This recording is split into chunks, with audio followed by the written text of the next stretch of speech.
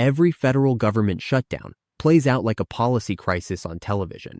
But beneath the political noise, it functions as a nationwide financial stress test. Each shutdown reveals which regions of the country truly depend on Washington's money to keep their economies alive. Every state taps federal funding in some form, but a few have built their entire employment and tax base around it. When those dollars stop even temporarily, the slowdown spreads through payrolls, contracts, and local service sectors almost instantly. Being dangerously exposed means more than a few delayed checks. It's when a state's stability depends directly on the steady circulation of federal pay and procurement. And in that category, 3 states stand out from the rest: Virginia, New Mexico, and Alaska. Each faces a different type of structural risk: payroll, fiscal exposure, and resource dependence. By unpacking how each one reacts when Washington shuts its doors, we can see the deeper fragility inside the American economy itself. Virginia sits at ground zero of any federal shutdown because its economy is stitched directly into the machinery of Washington. More than 375,000 federal civilian and military employees call the state home, and its contractors account for billions in annual defense and intelligence work. When the federal government stops issuing paychecks or processing contracts, Virginia's local economy stalls almost immediately. The state's northern region, from Arlington to Loudoun County, effectively functions as an extension of Washington's fiscal system. Salaries earned in the Pentagon Corridor, Langley, and scores of contractor offices spill out every 2 weeks into mortgages, car payments, restaurant tabs, and childcare costs. Halt those pay cycles, and the consumption base that supports much of Virginia's service sector evaporates overnight. Typically, the first sign of stress isn't widespread panic. It's silence in places that rely on predictable spending. Retail sales narrow, restaurant volume dips, and lenders report rising deferrals in the first month of missed payrolls. Local economies here don't operate on reserves. They operate on rotation, each household's paycheck supporting the next household's revenue. That network unravels quickly when a shutdown freezes pay. Payroll withholding is also the backbone of state tax collections. When wages stop, withholding receipts fall within days, shrinking monthly revenue and squeezing budget managers' enrichment. Because Virginia's fiscal calendar doesn't include large discretionary reserves, the lost inflow from federal salaries immediately tightens liquidity for routine operations. School districts and municipalities then face greater uncertainty about reimbursements or planned maintenance spending, and the strain filters downward through every local government ledger. But payrolls are only one layer. The deeper hit comes from the federal procurement chain. Northern and coastal Virginia host a dense cluster of contractors tied to defense, intelligence, and data services. Every major shutdown triggers the same reaction. Agencies suspend payments on active contracts and delay review of new proposals. That delay forces large primes to defer or cancel orders, leaving thousands of small subcontractors across the state idle. For a small tech or logistics firm in Fairfax or Newport News, even a 2-week suspension of federal work can erase a full quarter's margin. Many of those firms carry fixed labor and lease costs calibrated to steady government flows, not prolonged interruptions. Bank credit steps in temporarily, but once lenders start viewing the shutdown as politically indefinite, they tighten limits, accelerating cash shortages. The ripple can enter housing within a month. Virginia's housing market is unusually sensitive to government reliability because federal and defense paychecks anchor demand for stable, middle-income mortgages.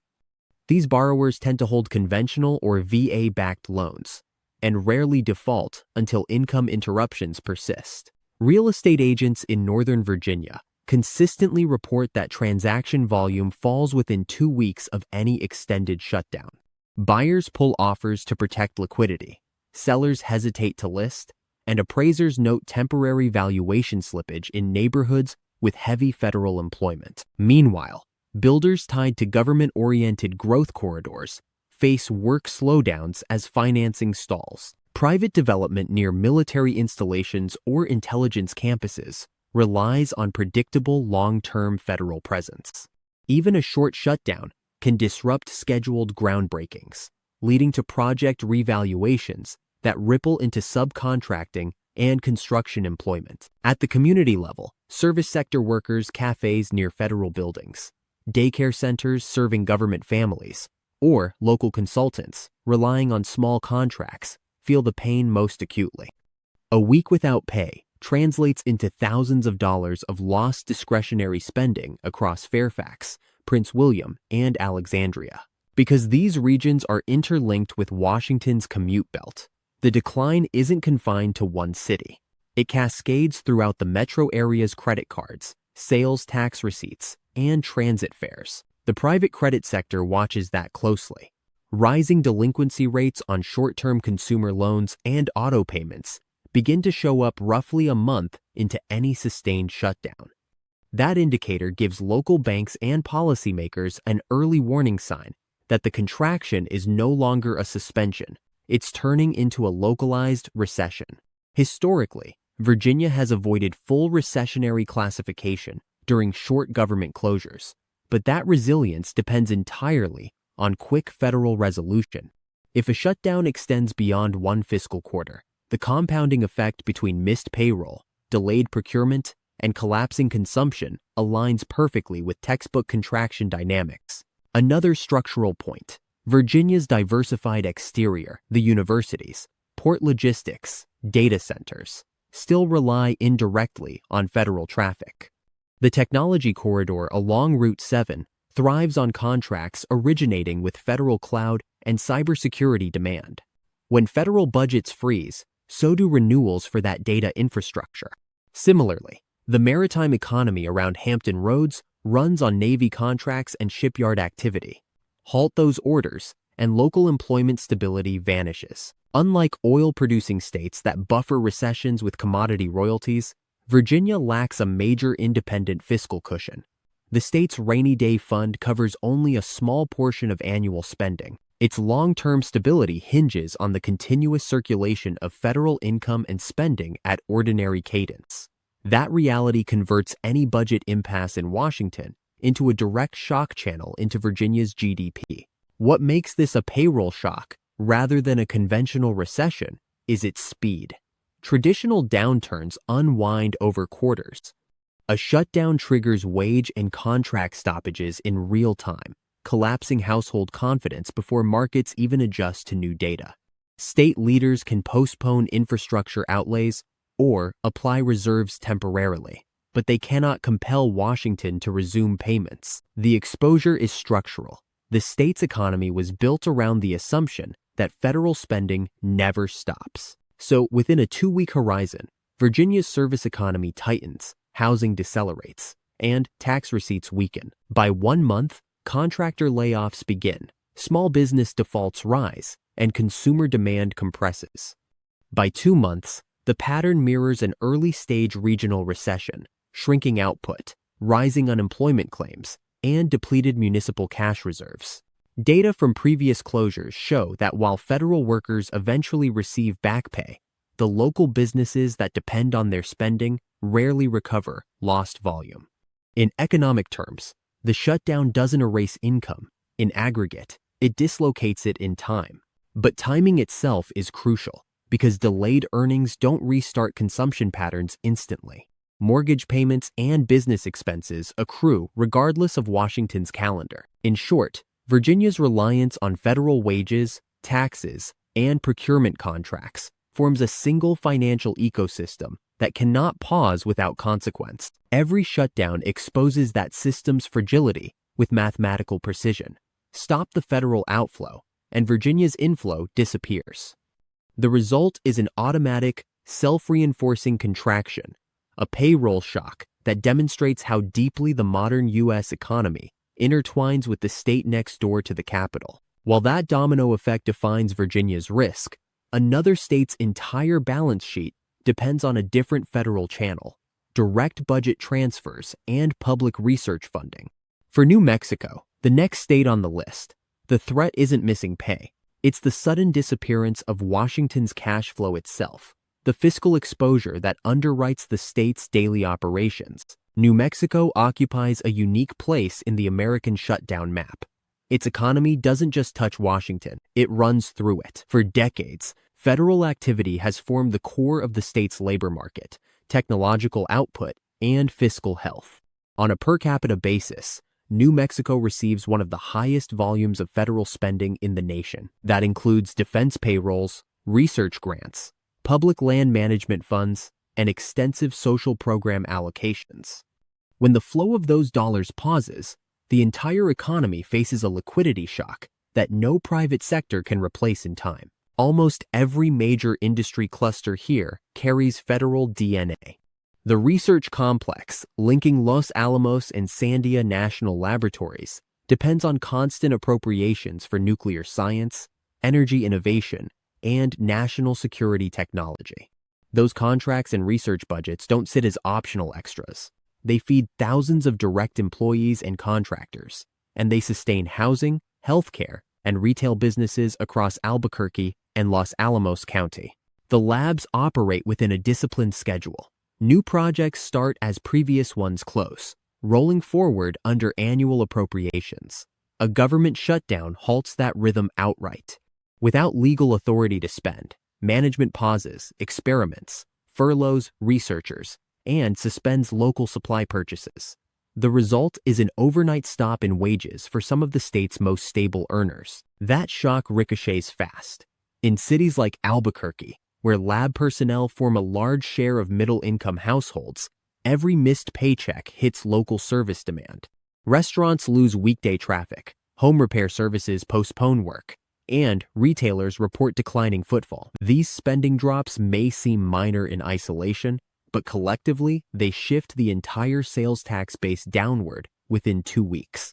Because New Mexico's gross receipts tax functions as the backbone of local government funding, those declines ripple immediately into municipal budgets. There is also a quieter, more structural effect: the interruption of grant-based programs that move money through state agencies long before residents ever feel it directly. Education, funding, public health initiatives, and environmental programs rely heavily on federal transfers.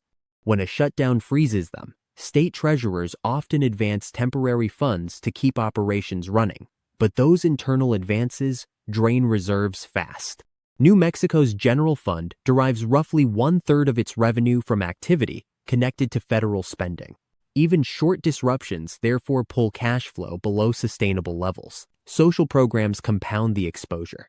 Federal agencies like the Department of Health and Human Services administer Medicaid reimbursements, food assistance, and child care support through state conduits. During a shutdown, new payments or certifications are delayed, leaving state administrators to prioritize which obligations to meet first. Temporary continuity funds last only a few weeks. As those run down, clinics, care centers, and local governments must ration staffing or defer payments to vendors. That sort of cascading delay doesn't register in national GDP data immediately, but at the household level, it means missed pay, shrinking payrolls, and expired procurement contracts. Research disruption adds an international dimension. New Mexico's laboratories don't operate in isolation. They partner with universities and private firms across the world. A suspended federal appropriation pauses not only domestic payrolls, but also international collaboration, delaying milestones that influence future funding. In an economy where innovation pipelines are long and capital cycles depend on milestone completion, a month-long federal lapse can offset several years of competitive gains. Contractors who had prepared for pending missions are left carrying unreimbursed costs, precisely the sort of unsheltered debt that accumulates silently until filings show up in regional bankruptcy statistics months later. Beyond the labs, large portions of New Mexico's land are federally owned or managed. The Bureau of Land Management oversees mineral leasing and grazing rights that feed local economies. During a shutdown, permit reviews and royalty distributions stop. That leaves counties waiting for payments that form their rural operating budgets. In communities across the Permian Basin portion of southeastern New Mexico, drilling activity is partially subject to federal permits. Any freeze halts production expansion. Multiply those pauses across counties, and the slowdown becomes visible. Energy logistics firms pull back orders, hotel occupancy drops, and suppliers cut shifts. When household income compresses and local revenue falls, fiscal pressure mounts quickly. New Mexico's reserves, though, improved in recent years from oil revenue windfalls, remain limited relative to its exposure. State analysts project that a prolonged shutdown could shave half a percentage point off state GDP per month if non-discretionary programs aren't restored. The reason is mechanical. Federal inflows act as a second circulatory system. Once blocked, everything from university grants to childcare subsidies loses oxygen. The human dimension reveals how fiscal exposure differs from traditional unemployment. Federal staff and contractors often retain job security, but without funding authority, they receive no pay. Local businesses dependent on that income have no way to recover lost revenue because the spending gap is temporal, not permanent. When the government eventually reopens, repayments flow backward, but consumer confidence rarely rebounds at full strength. Households that depleted savings during the suspension focus first on rebuilding cushions, not discretionary spending. That cautious behavior extends the downturn locally, even after Washington resumes normal operations. For policymakers, the takeaway is blunt.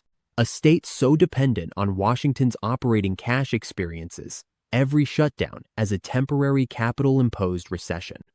The fiscal exposure manifests not through market panic or investor flight, but through day-to-day administrative paralysis, checks not issued, contracts not renewed, labs gone quiet. Over time, these repeated disruptions discourage private diversification. Firms that might expand into global markets stay tethered to steady federal clients, assuming reliability that politics no longer guarantees.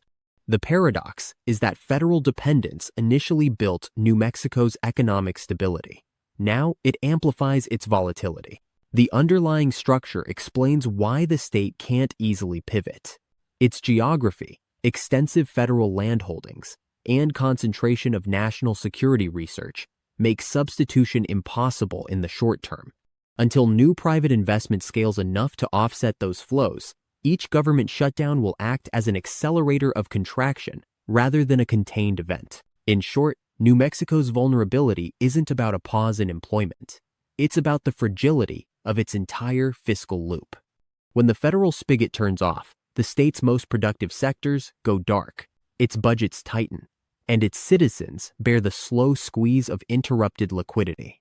This is the anatomy of fiscal exposure, an economy that looks diversified on paper, but runs on one fuel: Washington's money. Next, the focus shifts north to a state whose dependency isn't financial transfers or payrolls, but regulatory control itself. In Alaska, where nearly 2/3 of land is federally managed, a shutdown doesn't just suspend payments, it halts access to resources.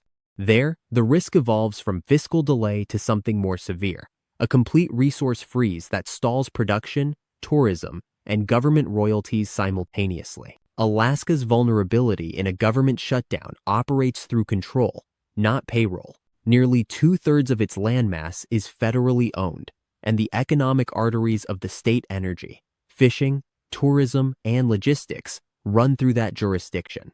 When Washington closes, so does Alaska's access to those resources.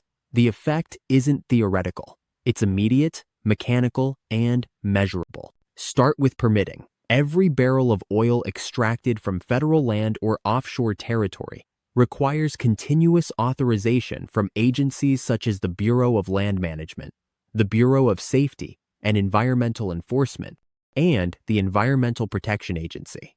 During a shutdown, those offices lose funding authority. Permits and review freeze instantly. Renewals can't be signed. For energy firms operating in Prudhoe Bay or offshore lease areas, those administrative suspensions translate to halted exploration and delayed production schedules. Even a few weeks of suspension pushes maintenance costs upward and shuffles drilling calendars into the next fiscal year, cutting output just as winter weather restricts field access. That administrative freeze spreads quickly into local contracting networks. Alaska's trade and service economies rely heavily on high-value seasonal contracts supporting extraction. When the parent firms shut down operations pending renewed approvals, subcontractors from shipping firms to equipment maintenance lose income immediately. Laborers are either reassigned or furloughed. The ripple hits small towns first. Those operating as logistical outposts for the energy sector see rapid declines in freight volume, fuel demand, and local tax revenue. Resource dependency also extends to fisheries, one of Alaska's oldest private industries. The shutdown halts federal oversight from NOAA's National Marine Fisheries Service, which manages catch allocations, certifications, and export documentation. Without those approvals, commercial fishing vessels cannot legally operate in certain regions or export internationally. Within days, processing plants scale back shifts, cold storage facilities fill, and shipping companies face idled inventory. The loss compounds because the sector functions on compressed seasons. Every missed day cuts into margins that sustain communities through the off-season. Tourism experiences a different but equally sharp contraction. During the summer and shoulder months, national parks like Denali, Glacier Bay, and Wrangell Street, Elias attract millions of visitors who anchor regional economies. A shutdown stops Park Service operations. Rangers furloughed, facilities closed, reservations canceled. Tour operators lose their gateways to the wilderness, and hotels, charter flights, and local restaurants absorb the fallout. In smaller towns where tourism represents the largest non-government employer, even a 2-week closure reduces annual income targets by double digits. Unlike wages for federal workers, lost travel bookings never return. Those visitors simply choose other destinations. The transportation network amplifies the shock. Alaska's maritime and air logistics systems are intricately linked with federal safety, customs, and environmental oversight. Port inspections, Coast Guard certifications, and the issue of flight permits all fall under federal jurisdiction. As those offices deactivate, shipment delays grow, adding cost and eroding reliability for exporters. For a state where most goods arrive by ship or plane, that administrative impediment is equivalent to a tariff it raises prices on essential imports from food to construction equipment. Then comes the fiscal impact. Alaska's budget depends on a singular revenue base, oil royalties, supplemented by federal transfers for infrastructure and social programs. High global oil prices temporarily boost the treasury, but that revenue source is notoriously volatile. The state's permanent fund earnings help stabilize distributions, yet ongoing spending commitments outpace current receipts. When a shutdown restricts resource approvals, while oil revenue softens, the double shock drains liquidity from both public and private balances. Without federal project reimbursements or active lease payments, the Treasury loses one of its largest steady inflows. Alaska's rainy day reserve, though sizable in past years, has narrowed as expenditures rose. Unlike states with robust income or sales taxes, Alaska relies on a narrow revenue stream subject to energy market cycles. That dependence leaves limited flexibility to bridge a fiscal gap caused by Washington's closure. Within one budget quarter of a sustained shutdown, the state faces cash timing mismatches, payments due to municipalities, education systems, or deferred infrastructure work. The choice becomes whether to draw heavily from reserves or postpone internal projects. Either option tightens local employment. The private sector feels that constraint rapidly. Engineering firms dependent on federal land surveys or environmental studies face suspended contracts. Their liquidity position weakens the longer reimbursements lag. The downstream effect mirrors New Mexico's fiscal exposure, but through a physical commodity lens. Here, the interruption of authority equals the shutdown of commerce. Housing and consumer spending also respond. Many Alaskans employed in seasonal or contract roles hold household budgets sensitive to even short-term wage disruption. In remote communities where cost of living is high, a few missed pay periods result in delayed mortgage payments and retail declines. Because so much of the state's consumer credit activity passes through local cooperatives or small banks, delinquency spikes place pressure directly on limited financial infrastructure. The compounding factor is geography. Alaska's remoteness increases the cost of restarting operations, once a shutdown ends. Unlike Virginia, which can rebound quickly once funds resume, Alaska's suspended projects often miss weather windows or shipping schedules. Lost weeks convert into lost quarters. That's why each shutdown leaves a statistical dent in annual GDP, far larger than the nominal length of the event would suggest. Taken together, these mechanisms form what can only be called a resource freeze, a total dependence on federal authorization, where the government isn't just a spender, but the gatekeeper of economic function. When Washington halts, extraction ceases, tourism stalls, shipping slows, and fiscal confidence erodes. No other state faces such a complete intersection between natural resources and bureaucratic control. It's not politics that hurts Alaska. It's the suspension of access itself. The pattern across Alaska, New Mexico, and Virginia reveals a single structural truth that extends far beyond the shutdown debate. A shutdown is more than a partisan standoff. It's a diagnostic test, exposing how federal dependency replaces genuine diversification. In Virginia, the failure point lies in payroll. In New Mexico, in fiscal transfers. In Alaska, in administrative control. Different channels, same fragility. They all confirm that federal money acts as leverage embedded in regional economies. Once withdrawn, activity stops as if someone cut power to the grid. And if a temporary impasse triggers this level of contraction, a broader fiscal retrenchment would reveal just how limited true state resilience remains. The federal shutdown's hidden victims aren't abstract macroeconomic numbers. They are state economies built to orbit Washington's spending engine. Virginia, New Mexico, and Alaska show how political gridlock translates into structural contraction almost instantly. In Virginia, lost payrolls become a consumption drought. In New Mexico, stalled grants turn into cash squeezes. In Alaska, frozen permits paralyze entire industries. Together, they demonstrate that dependence on federal flow isn't stability. It's concentration risk disguised as security. For investors, these cases mark a warning. Regional exposure to federal activity behaves like an undiversified portfolio, reliable until one variable fails. Real estate markets near defense hubs, municipal bonds reliant on grant reimbursements, or energy infrastructure tied to federal land leases all carry the same vulnerability. When funding stops, valuation assumptions break. The prudent strategy is to weigh each region's fiscal cushion, sector balance, and resilience to policy interruption before committing capital. For residents and policymakers, the insight runs deeper.